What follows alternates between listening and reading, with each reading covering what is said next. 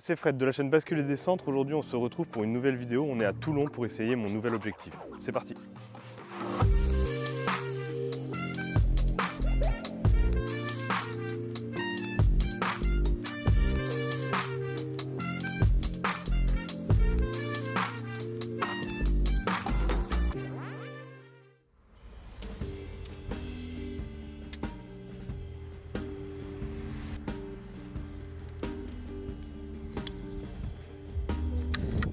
Donc comme je vous le disais, aujourd'hui on se retrouve à Toulon. Alors je suis à Toulon pour bien d'autres raisons, des choses un peu moins sympas et ludiques que ce qu'on va faire aujourd'hui.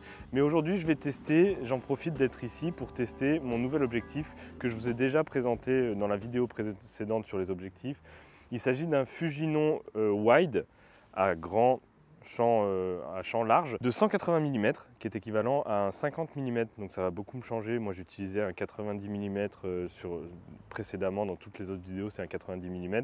Ça représente un champ de 23 mm sur un réflexe plein format que j'utilise professionnellement habituellement, et c'est un très grand angle. Je ne suis pas très à l'aise avec le très grand angle, c'est très bien pour le paysage, c'est un objectif qui était vraiment très bon, pardon. Mais ça m'allait pas, pour les bascules c'était pas top, parce qu'on n'avait pas vraiment des vrais effets de bascule. Donc j'ai investi dans un 180 mm de marque Fujinon, qui ouvre à 5,6, qui est monté sur un copal et sur une planchette que j'ai achetée sur eBay en plastique imprimé à l'imprimante 3D. J'espère que ça va bien se passer. Pour être tout à fait honnête, j'ai déjà tiré 2 plans film que je vous montre ici, qui étaient des plans film très sommaires pour vérifier que l'obturateur fonctionnait bien. Là, on est dans un essai un peu plus poussé. On va l'essayer à toutes les ouvertures, 5, 6, 8, 11, 16 et 22. On va tirer en tout 6 plans film. J'ai chargé de la Delta 100. Il fait pas très beau, mais c'est pas grave. Le ciel va agir comme un diffuseur. Au moins, on aura des ombres pas trop marquées. Comme vous pouvez le voir, j'ai monté le grand rail pour pouvoir aussi faire de la photo de près. Comme je vous l'avais dit déjà dans la vidéo encore précédente, quand on veut faire de la photo de près avec une chambre grand format, il faut écarter énormément les corps avant et arrière. Ça peut donner des chambres très très longues. Ici on va rester raisonnable, parce que ça j'en ai pas parlé et j'en parlerai peut-être quand on fera de la macro sur la chaîne, mais il faut savoir que quand on écarte énormément le corps avant et arrière, il faut prendre en compte ce qu'on appelle l'indice de soufflet. Tout simplement, j'en parle maintenant, la luminosité que vous avez mesurée avec votre cellule, elle est un peu inférieure si le corps est très loin. Forcément, on le sait, notamment on le sait en studio avec les flashs, plus on éloigne la source de lumière du sujet, plus la lumière qui arrive s'affaiblit en fonction de la distance. C'est pareil sur une chambre. Avec un réflexe, on n'en tient jamais compte parce que le plan est vraiment proche du capteur. Là, c'est pas le cas. Là, si on utilise des focales très longues, on peut avoir quasiment 50 cm entre le corps avant et le corps arrière, et là, ça se mesure. Pour mesurer ça, il y a une formule qui permet de calculer l'indice de soufflet, c'est-à-dire de calculer l'écran d'exposition à rajouter sur notre obturateur pour avoir une exposition correcte à la fin du film. Moi, j'en parlerai un peu plus tard. Je pense que là, on n'aura pas besoin de l'indice de soufflet. On n'aura pas besoin de le prendre en compte. Mais en tout cas, j'ai pris le grand rail pour pouvoir écarter au maximum et pouvoir faire quelque chose de sympa. L'idée, c'est de se balader dans le parc. J'ai 6 plans film prêts à partir. Chargé, c'est de la Delta 100 comme je vous l'ai dit. Et c'est parti. Allez, on y va.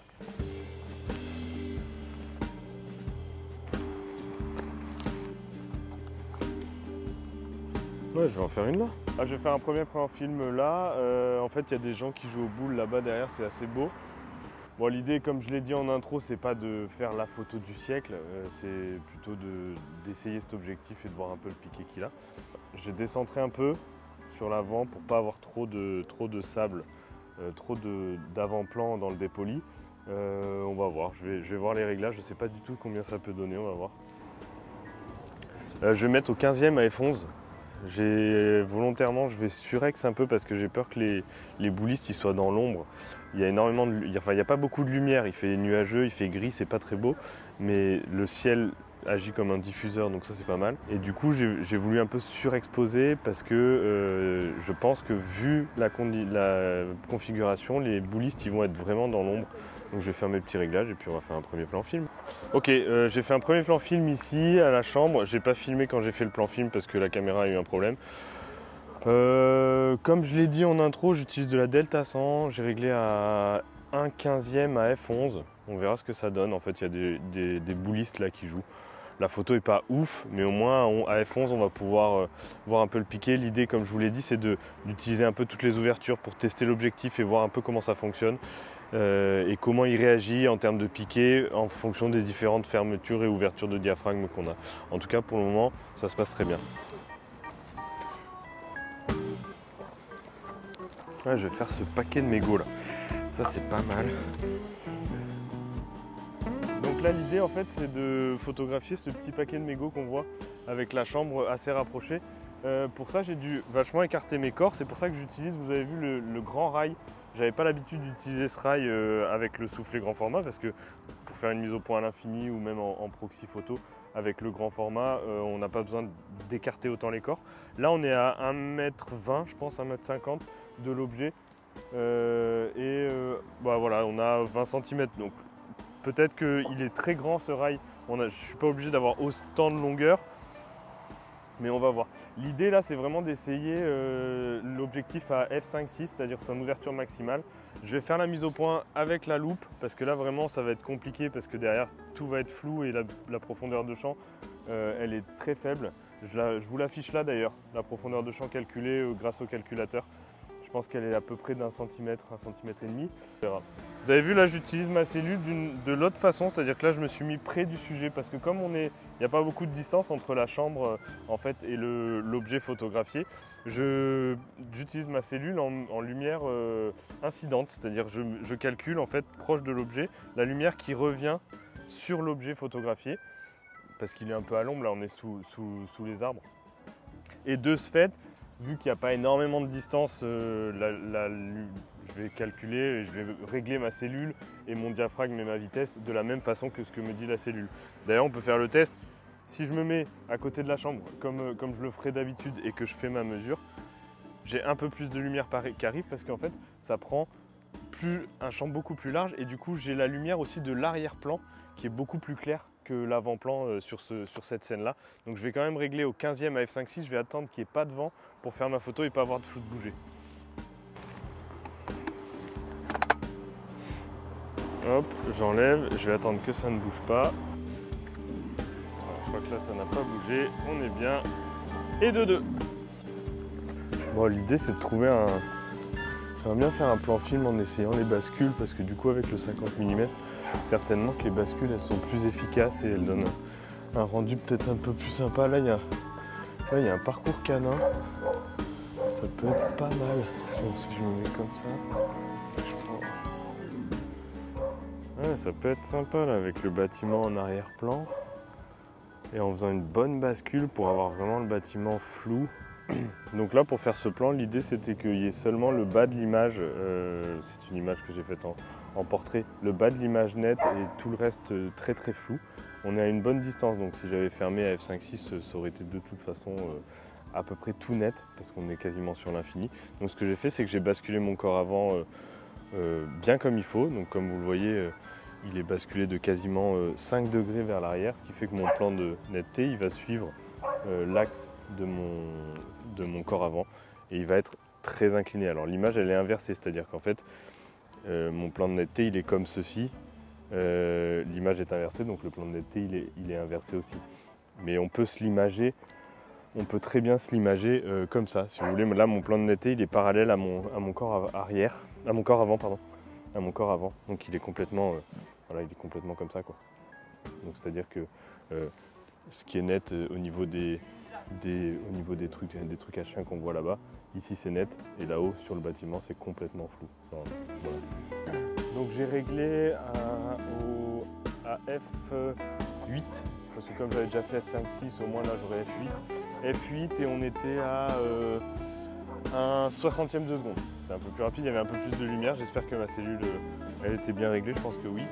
On verra bien au dev, hein. De toute façon vous verrez tout ça au dev, on verra ça à la fin. Mais voilà, donc je continue mon petit baroud. L'idée c'est de trouver quelque chose d'assez sympa. Ouais, peut-être cette petite porte là en bas là. Pourquoi pas. Est-ce que ça peut donner quelque chose si on la fait comme ça là, et qu'on attend qu'il y ait une voiture? Ouais, peut-être, pourquoi pas.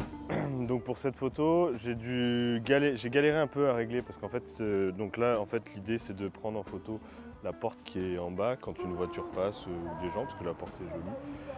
Là, je vais diaphragmer vraiment beaucoup parce que je ne suis pas vraiment sûr de ma mise au point, mais comme vous voyez, j'ai dû en fait décentrer beaucoup pour récupérer le cadrage que j'avais envie. Mon trépied, il est complètement incliné. Il est complètement incliné vers le bas parce que la porte étant un peu plus bas, mais pour avoir vraiment un plan de netteté vraiment le plus parallèle au mur qu'on voit juste là, en fait, j'ai dû mettre mes corps totalement de niveau. Alors pour les mettre de niveau, on a des petits repères ici avec une petite bulle qui nous permettent de les mettre de niveau. Et ensuite, j'utilise les décentrements pour être bien parallèle. On va voir ce que ça dit. Alors, on va faire F16. Un quart de seconde. On dit F16, c'est ici. Et un quart de seconde. Est-ce que ça fonctionne? Ça fonctionne.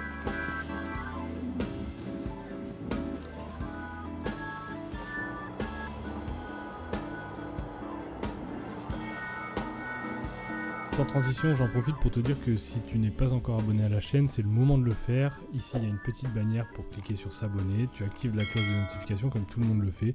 Et tout de suite, une fois que tu l'as fait, tu peux reprendre l'épisode en cours. Allez, ciao!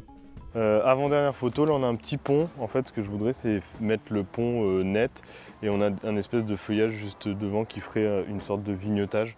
Donc je vais ouvrir à 5-6 encore. Là, pour avoir le moins de profondeur de champ et que ce qui est devant soit vraiment net, je vais monter ma chambre vraiment haute pour avoir vraiment le coin. Je vais attendre que quelqu'un passe pour voir ce que ça donne. Ici, pas de bascule, pas de décentrement. Celle-là, c'est peut-être la plus visuelle de toutes les photos que j'ai faites. Donc on va voir. Ok, bon là, j'ai pas trop fait de réglage particulier sur la chambre. J'ai tout mis de niveau. J'ai un peu décentré pour avoir vraiment le pont le plus bas possible, vraiment au milieu de mon image. J'avais fait que du portrait, donc j'ai basculé mon châssis pour le passer en paysage et on va voir, je suis toujours avec de la Delta 100, donc on va voir ce que ça donne. Parfait ça au 60e à F5.6. Allez, on va y aller. Ouais. Est-ce que oui, allez-y, parfait. Parfait.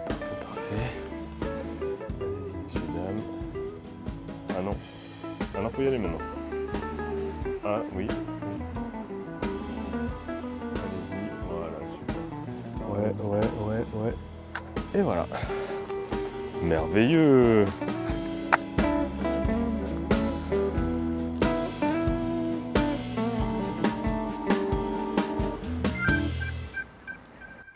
Ok, c'est la dernière photo. Rien de particulier, il y a juste le pont avec la grue. Je n'ai pas fait de réglage spécifique, mais ce que je vais faire, c'est que je vais fermer à F22. C'était l'ouverture sur laquelle on n'était pas encore allé. J'ai fait que F5.6 deux fois, F8 une fois, F11 et F16, je crois. Donc F22, au moins, on aura à peu près toutes les ouvertures utilisées et utilisables en général. Ça monte jusqu'à F32, F45, F64 encore, donc il y a encore un peu de choses à faire, mais au moins on pourra voir si on a des différences de piqué. On verra ça au studio tout à l'heure. Voilà, c'est le dernier plan film. Moi je vais retourner à ma voiture, tout recharger, rentrer chez moi, développer, et on se retrouve au studio pour la lecture des plans films et voir un peu comment réagit l'objectif aux différentes ouvertures. Allez, c'est parti.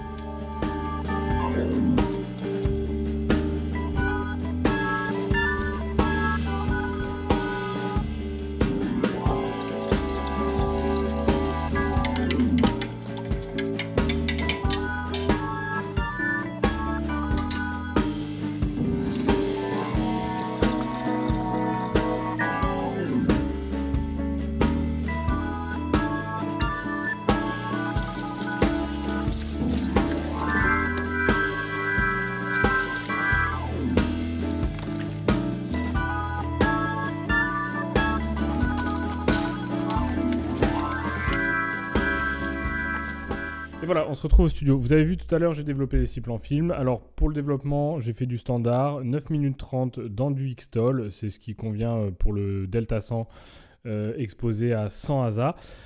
J'ai retourné toutes les 5 secondes 5 fois. Voilà, donc on va voir comment ça joue sur le contraste. J'avais déjà eu des soucis de contraste sur mes précédents plans film. Et on se retrouve sur Photoshop.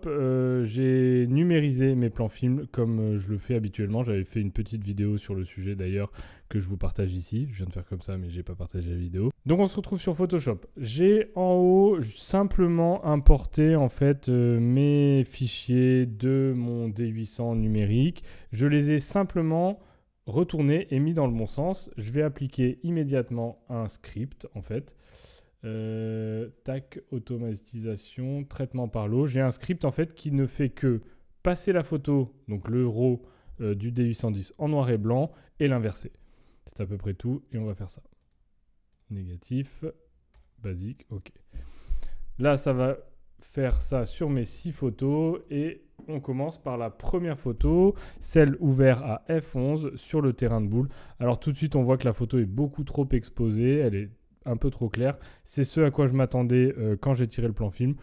On va voir la suite. En tout cas, ce qui nous intéresse, le piqué est correct à f11.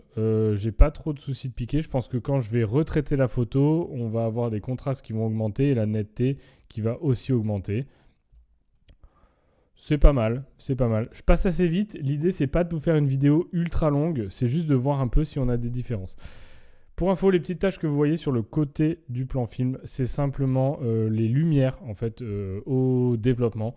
Les lumières de ma table lumineuse qui se reflètent un peu dans l'objectif. D'ailleurs, vous pouvez voir que si j'enlève tout, on voit bien là que sur le côté, on a un halo orange. Ça, c'est la lumière de ma table lumineuse qui se reflète sur le mur sur le côté. Et ça, c'est clairement des halos dus à la numérisation. La prochaine photo, c'est celle de la boîte à mégots. La boîte à mégots qu'on a faite en ouvrant à f5.6. Alors, vous voyez directement qu'à f5.6, le fond est extrêmement flou. C'est complètement illisible. Ma boîte de mégots, elle est bien nette. Et franchement, elle est bien piquée. Elle n'a pas bougé. Peut-être un peu. On a peut-être un léger flou de bouger, mais c'est pas incroyable. C'est une photo que j'aime bien. Elle est assez bien proportionnée. La netteté est bonne. Je la retoucherai un peu en augmentant toujours un peu le contraste. J'ai l'impression que toujours avec ce X-Tol, j'ai un petit problème de contraste. C'est pas tip top, mais bon, c'est largement rattrapable. Et à la limite, je préfère que le négatif soit assez neutre pour pouvoir un peu le booster derrière. La troisième photo, elle est hyper intéressante. Vous voyez, c'est ce dont on a parlé quand on a fait les bascules. Vous voyez cet effet de flou sur le haut de la photo et sur le bas. C'est vraiment quelque chose qu'on ne peut refaire qu'avec une photo à la chambre. C'est le déplacement du champ de netteté. C'est ce que je vous explique dans la vidéo sur les bascules. Et ici, on a cet effet en fait, de vignetage par le flou qui est très sympa.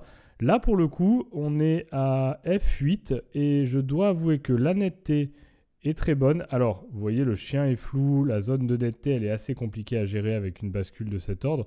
Mais en tout cas, la netteté est largement bonne. On voit sur les chaussures du monsieur, là, vous voyez, je zoome quand même pas mal comparé au plan film global. Mais la netteté est bonne. Et là, le contraste est assez bon. C'est pas du tout retouché. Et le contraste, je dois avouer qu'il est assez bon. Il me plaît assez. Je vais peu la retoucher celle-là, je vais peut-être un peu forcer, un peu augmenter la netteté, augmenter peut-être les hautes lumières pour que ça ressorte un peu plus, mais j'en suis assez content. C'est pas de la grande photo d'art, j'en conviens, mais c'est pas mal. Ah, celle-là elle est très bien, celle-là elle est très bien, j'avais un peu galéré à la faire, je voulais vraiment une voiture et j'avoue que j'ai pas vu quand j'ai fait la photo que la voiture elle avait ces deux espèces de lignes blanches, je pense que c'est une Mini Cooper.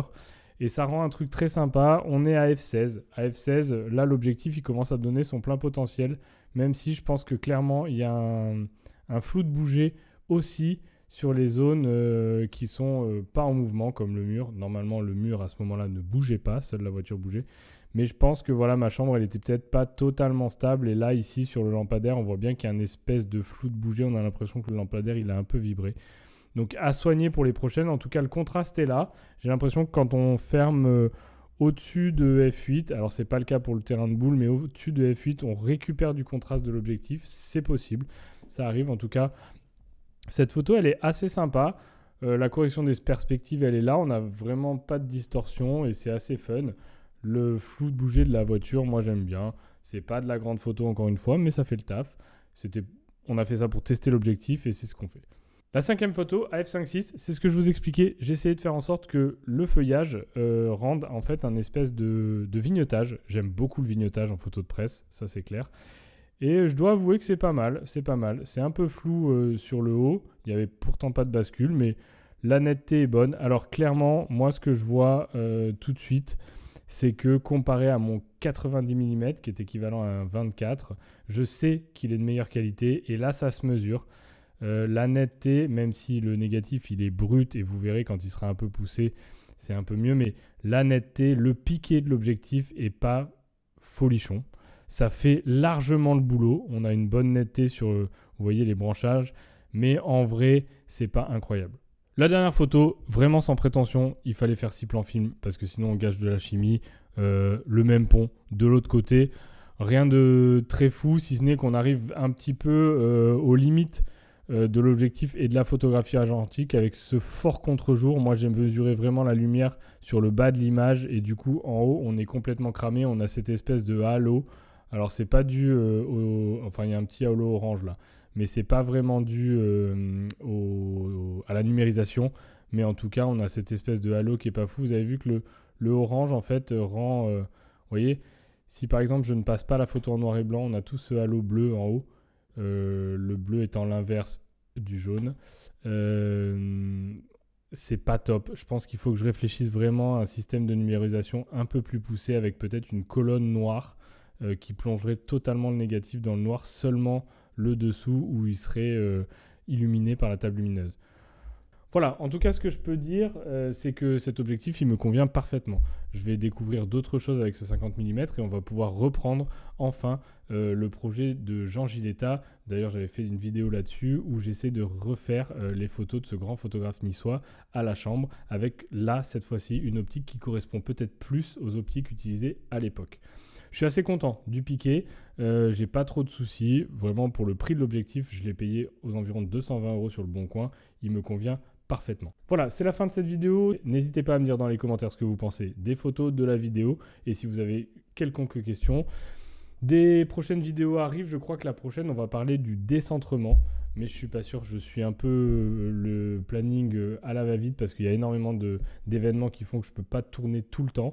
Mais en tout cas, je vous invite à vous abonner, à activer la cloche, à mettre dans les commentaires si la vidéo vous a plu, si les plans films vous ont plu. Si vous avez des idées, des choses que vous voudriez qu'on aborde sur cette chaîne YouTube, n'hésitez pas à me le dire. Je lis tous vos commentaires, j'y réponds tous et ça me fait énormément plaisir. Allez, ciao!